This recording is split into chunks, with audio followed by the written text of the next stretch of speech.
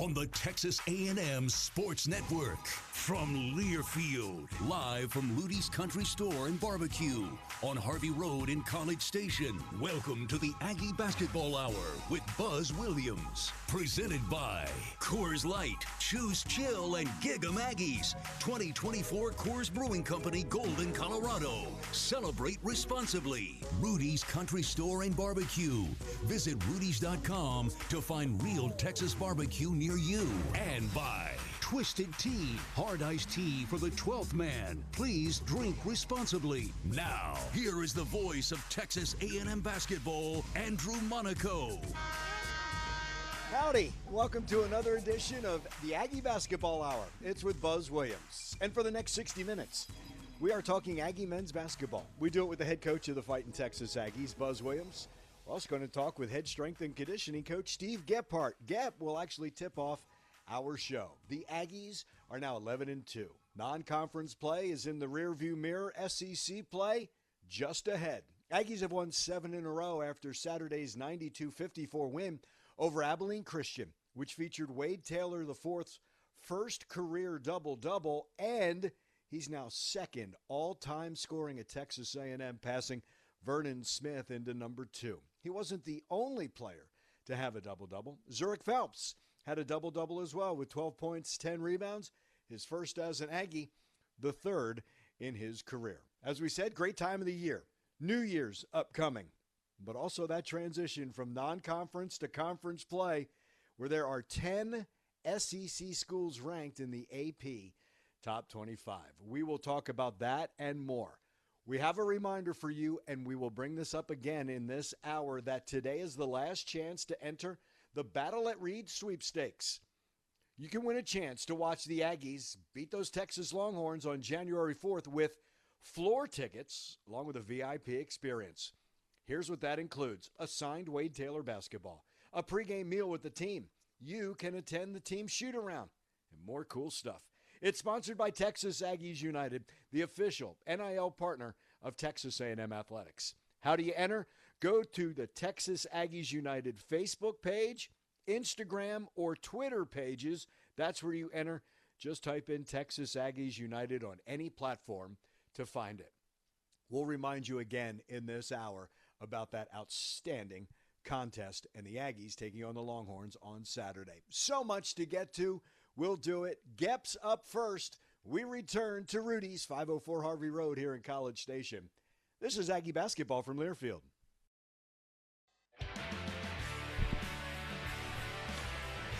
When you want a quick, delicious, and nutritious hot meal in minutes, look no further than Heat Ups. Convenient, high-protein meals on the go with local pickup in Aggieland. Head on over to heatups.com to place your order. Heat Ups, meals made simple. This is the Aggie Basketball Hour with Buzz Williams. For the next hour, talking Aggie basketball. 13th ranked Aggies, now 11-2, winners of 7 in a row, and tipping off our show is Gep. I must say, Steve Gephardt, on first reference, have to do the entire name, right? Yep. Head strength and conditioning coach. Yeah, for basketball, right? yeah. Year 5? This is my 5th year with Coach Buzz. Gotcha. Yeah.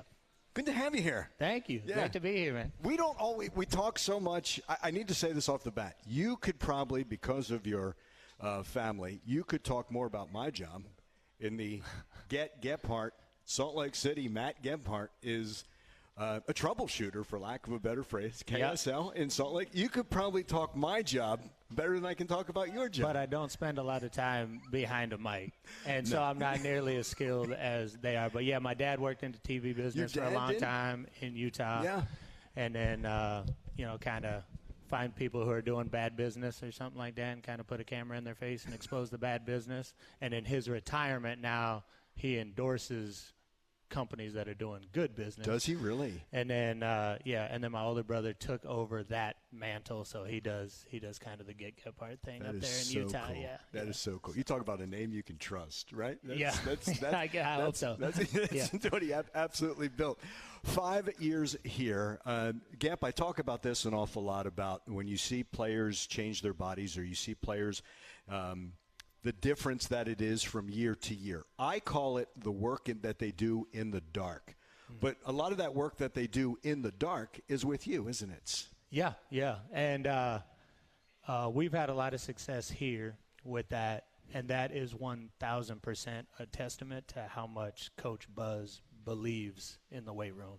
So before he met me, he changed his own life so much through the weight room and focus on his walking and his fitness and stuff like that, and his diet and all that. He changed his own life so much that he became a huge believer in the weight room. And so by the time I got here, I mean, he's all in. He trains every morning, 4 days a week. The guys know that if it's not a game day or our off day, then they're going to be in the weight room. That's in the off season, that's in season. It doesn't matter, and it's just kind of become part of our culture. So there's a lot of really good strength coaches out there, and if they get them consistently in the weight room, then they're gonna be able to change their bodies. I think about something that head football coach Mike Elko says about Tommy Moffitt, and I'll say this to you, Jeremy McMillan, who's back with baseball, will say the same thing.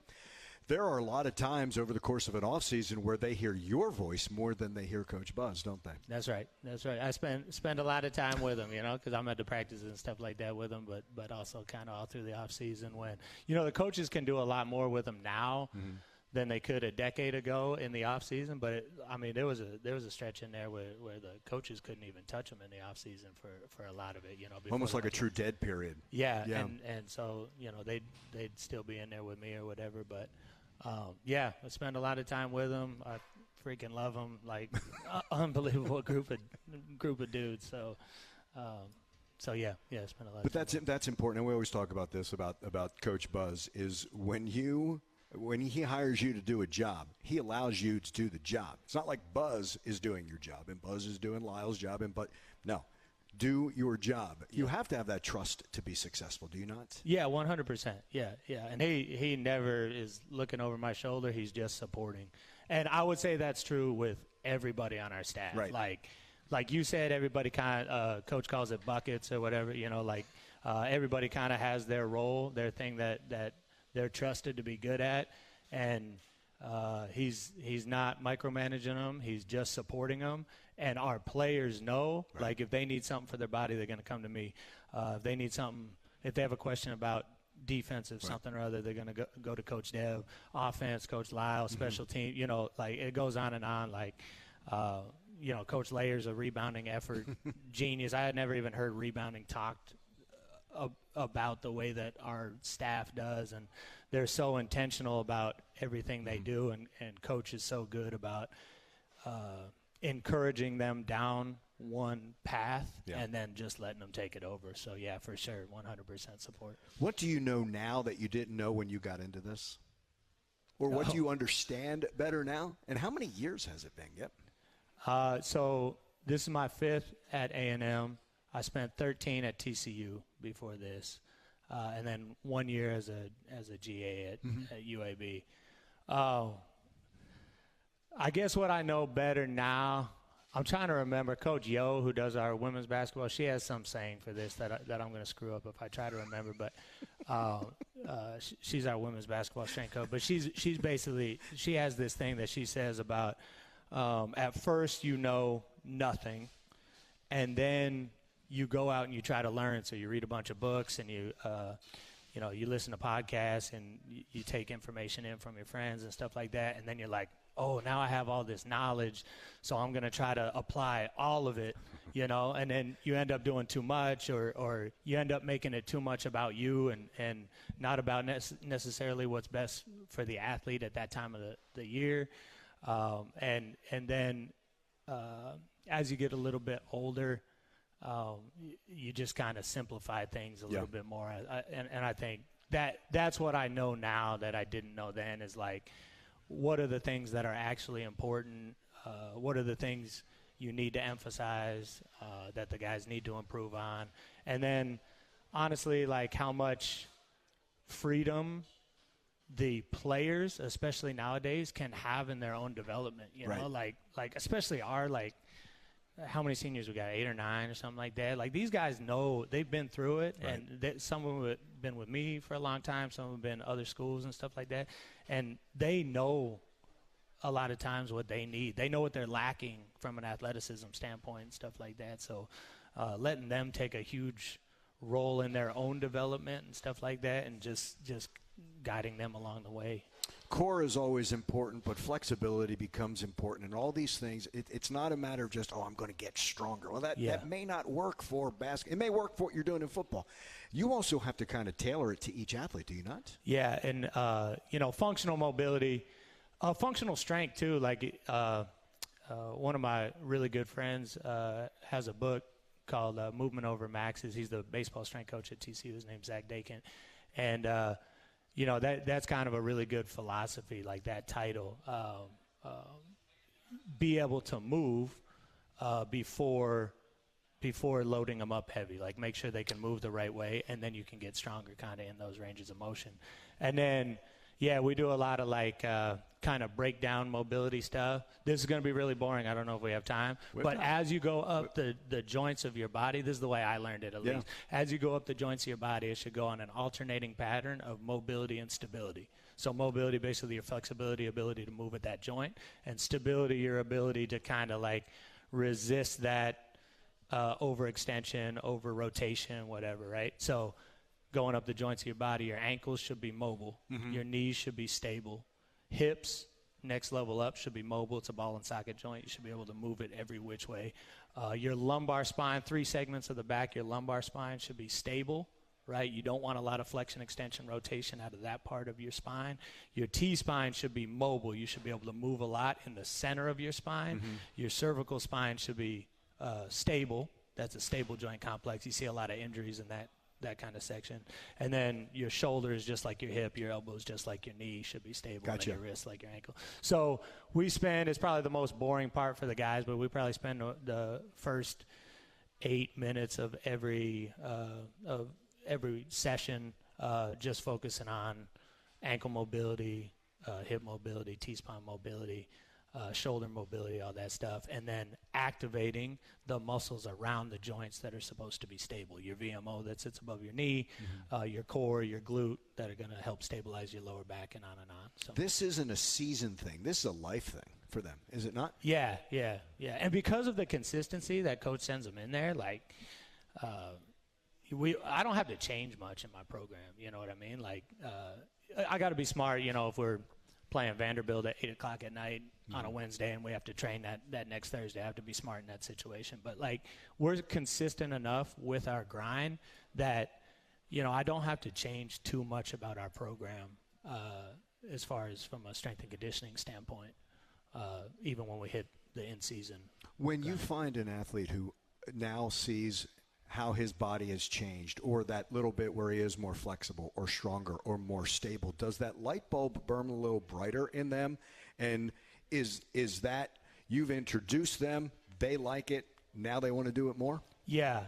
I mean, like, these guys, especially with the way everything's going in college athletics, like they know how important their bodies are. Like, I don't have to track dudes down, especially in the off season when they'll all come and hit me up. When they graduate, they come hit me up. We have a little thing called the crew. It's the staff lift, friends and family, like our wives go in there, work out, stuff like that. That's kind of my time to work out. And those guys will come back when they're in town and they'll work out with the crew and stuff like that. But I would say particularly bad. I think in football, because I worked with football the whole time I was at TCU. Did you really? In addition to basketball. Yeah. And I think in football, it's very much part of the culture to start lifting weights when you're in middle school and just, it's always something. In basketball, I think they do train in high school, but it's not as much like ingrained into them all through middle school and high school and stuff like that. So when they're already super athletes, right? Like these guys get here and they can jump out of the gym and run fast and do all these incredible things. And some of them have never been on any sort of consistent strength and conditioning type program. So then they find what they can do for their body and the way. And I think most of them to some extent, I mean, they'll be tired some days and not feel like going in there, probably just like anybody else. But as a general rule, like, do they think that the development of their body is important? I would say absolutely. And I would say that is an easier sell now than it was a decade, 2 decades ago. You know what I mean? Are you a believer in multi-sports for young athletes? 100%. Yeah, 100%.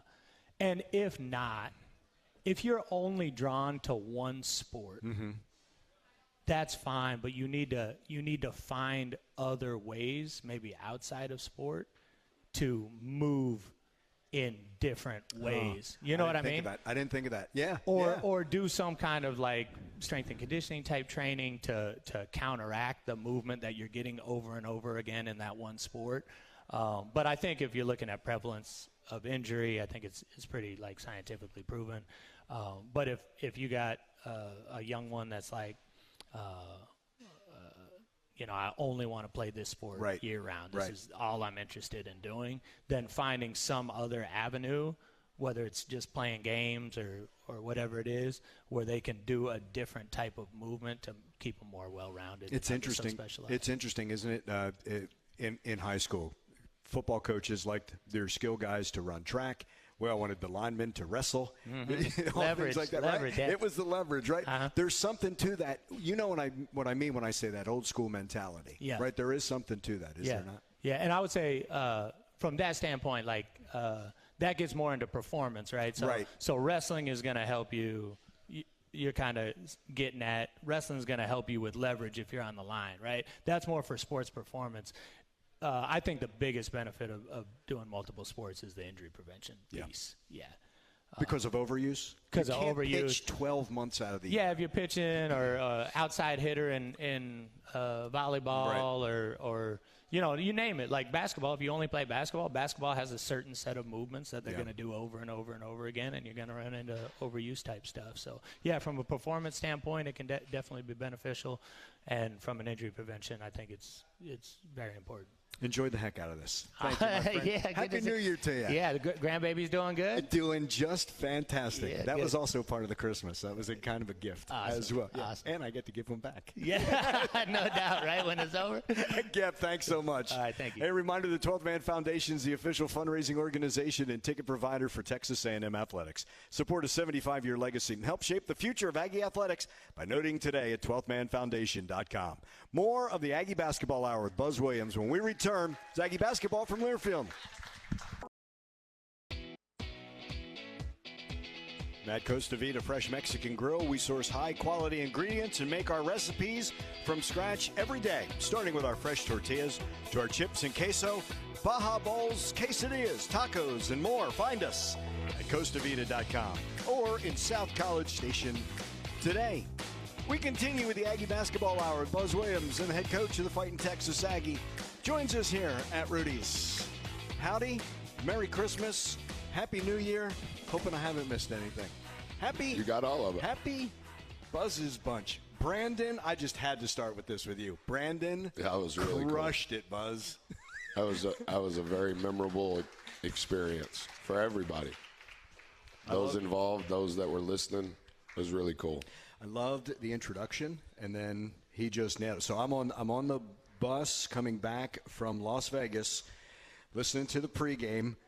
Landry had told me earlier this season, can we take the anthem live? Of course we can. We're going to do that. I did not realize. Did it sound okay? Yeah, like however it worked? I promise you, yeah, it did. Yeah. And then I did not know it was going to be Brandon. I thought maybe he was going to be singing with a group, this and that, realizing he's going to play the sax. And I'm near tears on the bus listening to him. He's played it every day since that's how he knew me. At Virginia Tech, we did a deal honoring the veterans, et cetera, et cetera. Mm-hmm. And his dad said he's watched it at least once every day since then. Really? Yeah, that was 9 years ago. Yeah. So, wow.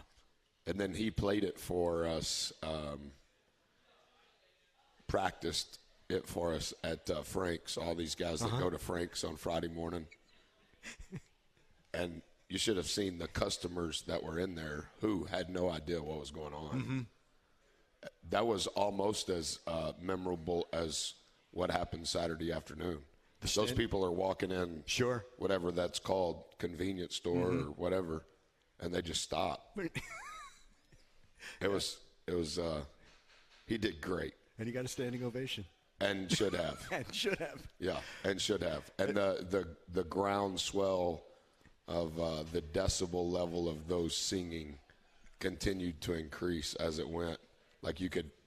And I was trying to stay away from him, but he knew I was near, and I had already talked to him about all that. But I wanted the attention to be on him.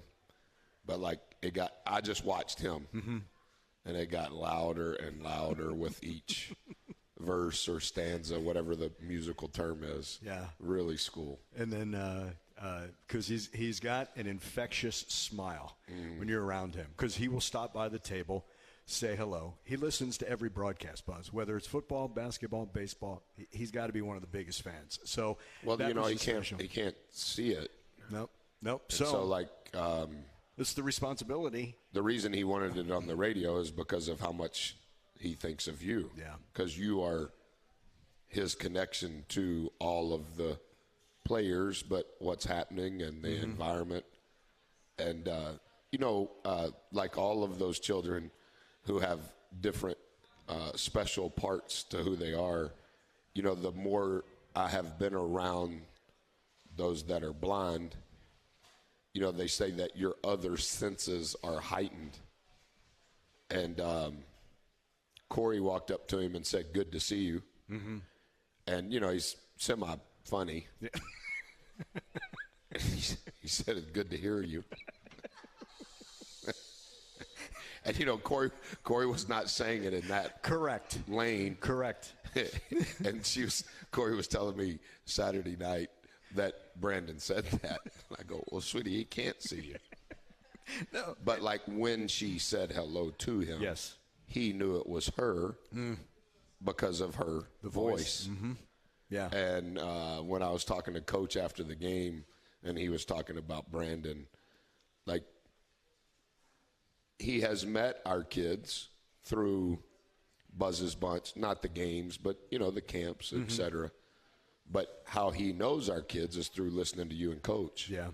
And that it was able to – that's all he's asked me about for over a year, as you would expect. Yeah. But that was the first thing he said when he checked in on Saturday. "Coach, are you sure it's on the radio?" "It's on the radio." Yep. "You want Landry to tell you again?" Right.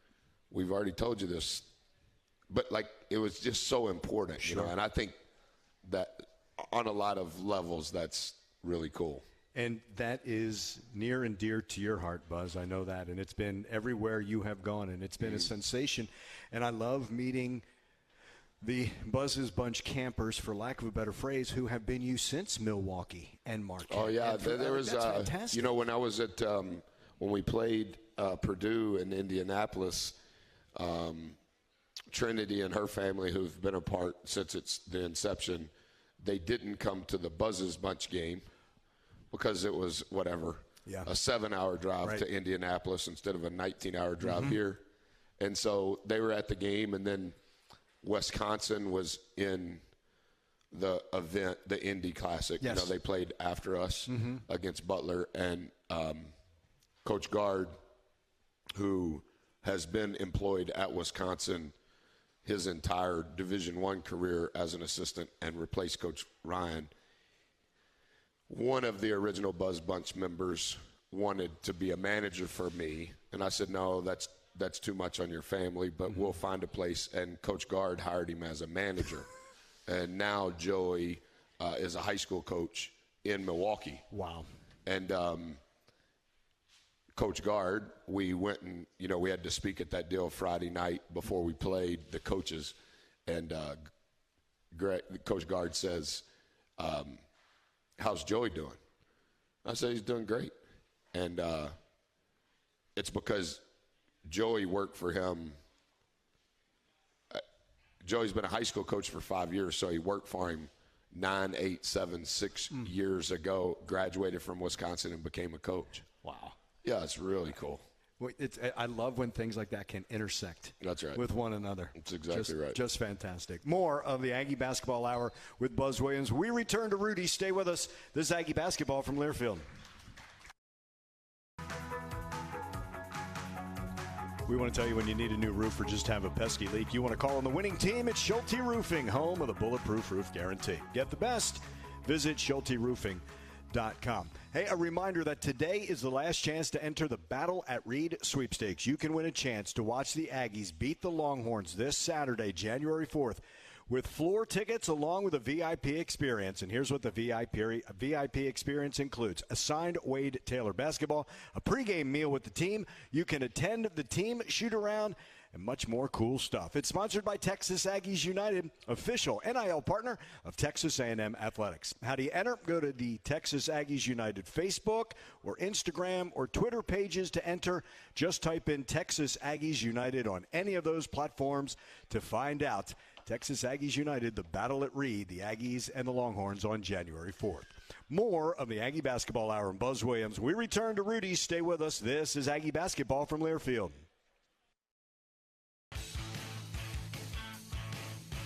When you want a quick, delicious, and nutritious hot meal in minutes, look no further than Heat Ups. Convenient, high-protein meals on the go with local pickup in Aggieland. Head on over to heatups.com to place your order. Heat Ups, meals made simple. We continue with the Aggie Basketball Hour with Buzz Williams. The Aggies now move into the conference portion of the schedule. SEC, Saturday, 7 o'clock. Our next Cotton Holdings Lone Star Showdowns, the Aggies and the Texas Longhorns. Our Dos Equis tip-off show will come to you at 6:30. The latest AP rankings have come out, and there are 10 SEC schools in the top 25. Tennessee and Auburn are 1 and 2. Alabama is 5. Florida is 6. Kentucky is 10. OU is 12. The Aggies are 13th. 17th ranked team is Mississippi State. 23rd is Arkansas. 24th is Ole Miss. Those are the 10 in the top 25. The Aggies are now 11 and 2, having won 7 in a row after defeating ACU 92-54. That was on Saturday. Wade Taylor IV had his first career double-double, 15 points, 10 assists. He wasn't the only Aggie to have a double-double. Zurich Phelps, 12 points, 10 rebounds. His first as an Aggie, the third of his career. And Wade is now second all-time A&M scoring. 1,779 points, one ahead. He just passed Vernon Smith. And up next, Bernard King, who is tops at 1,990. Buzz, we talked about this before, about the non-conference and doing it with an experienced team. Could you have gone 11 and 2 without the maturity of this team? No. No, we could have went through it and been 2 and 11. Right. Yeah, I think that the preparation that was required in the last 9 weeks, you could only go through it with. You have to have a prerequisite level of talent just for it to be games. But I think the one thing that collectively we learned is the value of each day other than those 13 game days, and what's required just for each possession of those games for you to understand what's at stake. And hopefully that'll be good preparation leading into what the next 9 weeks are about to be. But I don't know that we could have played that schedule last year or the year before or the year before. But I think all of the good times and bad times over the previous years coming into this season with the maturity and the talent and the continuity of the program relative to the staff and the players, I think that at least gave us a chance. Coach Lair, who handles our schedule, has been in his own way berating me to make decisions for next year's schedule. And it's just really hard to do a year in advance. You don't know who's going to be on your team. You don't know who's going to be on their team. Mm-hmm. So many neutral site decisions, games now that, like we played less home games than we've ever played. Yeah. There's a benefit to that. but there's also a consequence to that. So, yeah, I for sure don't think we could have done it without a lot of old people on Team Bus One. At no point, Buzz, they would get excited talking about the team. We're excited to be in Vegas at this event. Oh, it's exciting to play Tech. But it wasn't like, oh, we're going to play up because we're playing Purdue, and we're not going to play down to whomever. You could see that consistency and identity, and we're going to do what we do for 40 minutes. And I thought that was exemplified in the last two victories. Yeah, I think that's a very good point. I think the last two games probably exemplify that just as much as any of the other neutral site games. And a few things on that. I think that because of what we have been through, whatever that would be, this losing streak, this big win, that big loss, this consecutive game winning streak, this consecutive game losing streak, we anticipated this player playing. He was hurt. We anticipated this player playing a role, and he never played in the season. Like, there's all of the things, some of which you can control, some of which you can't control. Those experiences give you wisdom. And I think the wisdom that has been acquired through those experiences allow you never to be overconfident. It allows you to understand the value of a possession, which means what you do in the weight room today matters. What content is discussed in the film room, how we practice what we learned in the film room, the execution level required in all of these possessions. No matter how many words you use, some of that has to come from walking around with a black eye a few days, a few months, and we've done that.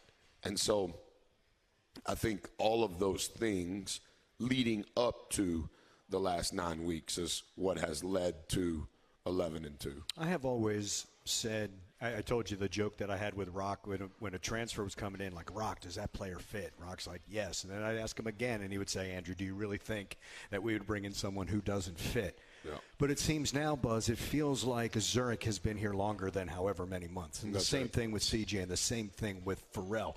That's important. You don't know how quickly they're going to, quote-unquote, get it, but they feel like Aggies to me, like they've been here a lot longer. Does that also help and where you are now and what you're about to face in the conference? Yeah, I think the staff has been near perfect in the vetting of who those young men are and the sphere of influence of those young men. The talent is for sure required, so that shrinks the pool dramatically. But of the pool that there is, in real time, those decisions have to be made really quick. The portal is changing literally per hour. And so not just the recruiters, the entire office, what is our process going to be on determining if that person fits our daily operation? Because if they don't, then it doesn't matter their talent. And then once you sift through and filter through, yeah, they have a chance to fit. Okay, now let's diagnose their talent. There's only a few to choose from. And choosing is probably not appropriate. Right. Because if we are choosing them, so are many other institutions. And it's all happening really fast. And so recruiting has changed. They should develop a new word because it's not the same. And it's handled in a completely different manner. And there are some things that I think I have adjusted to. And there is also a laundry list of things I'm not willing to sacrifice for. And sometimes that means the talent is not going to be at the level that you have to be in order to be a top 20 team. But I think that over time, how we operate, if their character fits us, similar to multiple returning players on our team, they actually are not quite as good as they think or we think. but it's because of the endurance and the intensity and the pace at which we work every day. We all think they're a little better than they actually are. And it's the compound effect of all of us doing that every day. And so the critical mass of our returners, hey, Zoo, you're probably going to have to do this. And Gochi, you're probably going to have to do this. And CJ, you're probably going to have to do this. That's coming from others before it ever gets to me. Mm-hmm. But if their character fits, then it allows us to gain traction. And you think at Christmas, man, how long has he been here? Right. Oh, he's been here 10 games. 10 games. Yeah. How important is he? Mm-hmm. Oh, he's just as important as that guy and that guy and that guy. And the role acceptance of those three and how it has changed those returning 7 and their willingness to go, hey, Buzz, you're subbing in CJ on timeouts and running a play for him, and he's going to shoot the ball. Yeah, and everybody on the bus knows.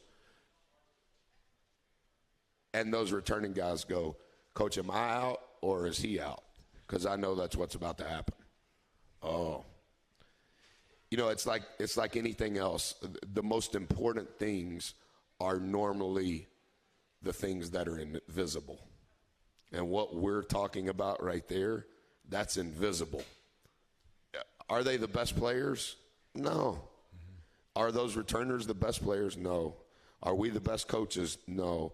But put us all together and go, now this is what we're going to do. We're going to try to do it like this and see if that'll work.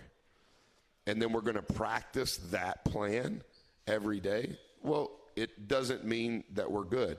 It just means that it will give us a chance. But because we practice it and we talk about it and we watch it and we diagnose it, and the character, there is no drama when it comes to the character, and none of us are perfect, then it at least gives us a chance. He's Buzz Williams. It's the Aggie Basketball Hour with Buzz Williams, and we'll return to Rudy's. It's Aggie Basketball from Learfield.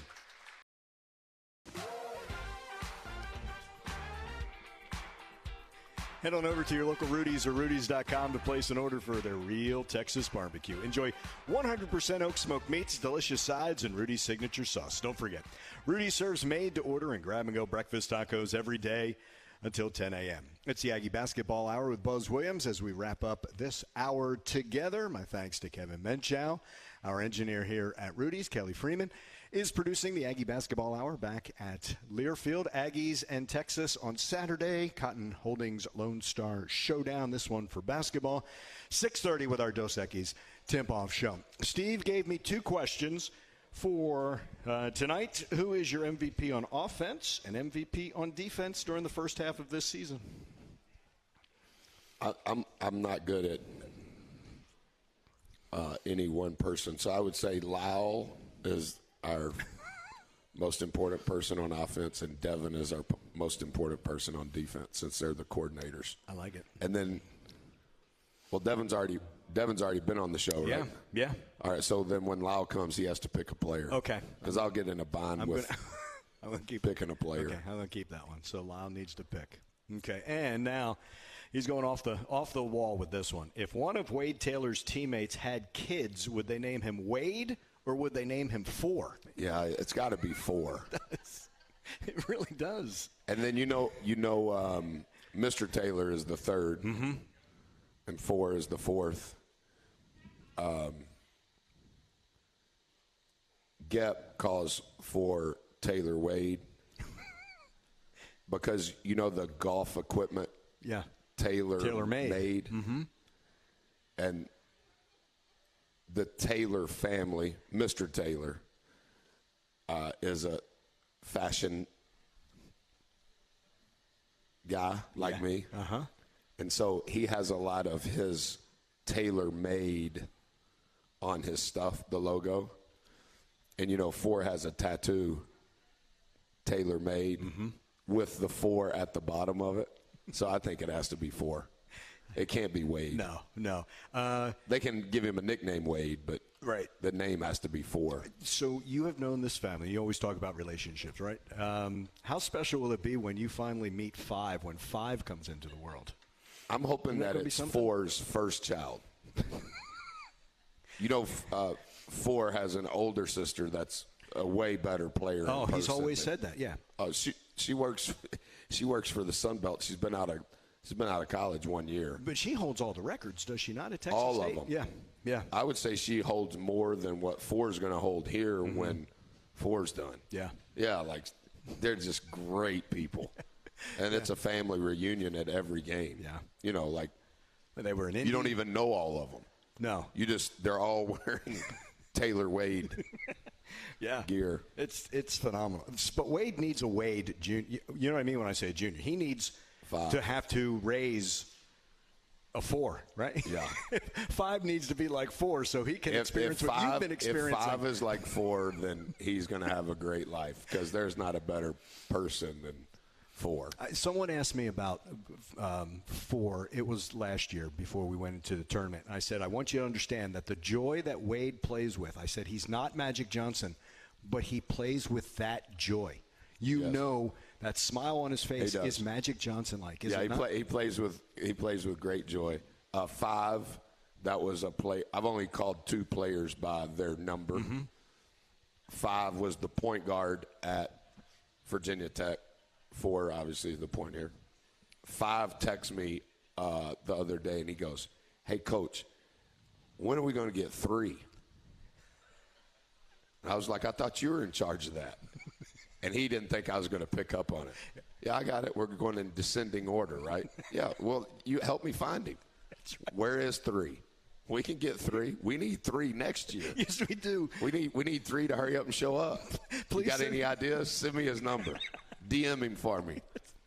That's what your former players now have to do for you, right? Hey, you need the help. You know what it is. You did it for 4 years. 4 just did it for 4 years. That's well, I guess there was a break. So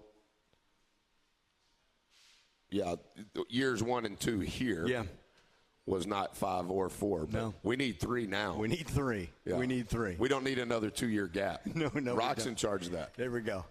Hey, Happy New Year to you. Thank you. Thank you so much. Yes, you bet. Buzz Williams, head coach, fighting Texas Aggies. They take that 11-2 mark into Reed Arena on Saturday. It's the Cotton Holdings Lone Star Showdown, the fighting Texas Aggies and Texas Longhorns. 7 o'clock is the tip. 6:30 with our Dos Equis tip-off show. Dr. John Thornton and I. My thanks to Steve Gephardt, for joining us and getting our show started, as I mentioned, for Kevin here at Rudy's, for Kelly back in our Learfield studios. Happy New Year, everyone. Make it safe. Make it happy, make it healthy. We'll see you in 2025. This is Aggie Basketball from Learfield.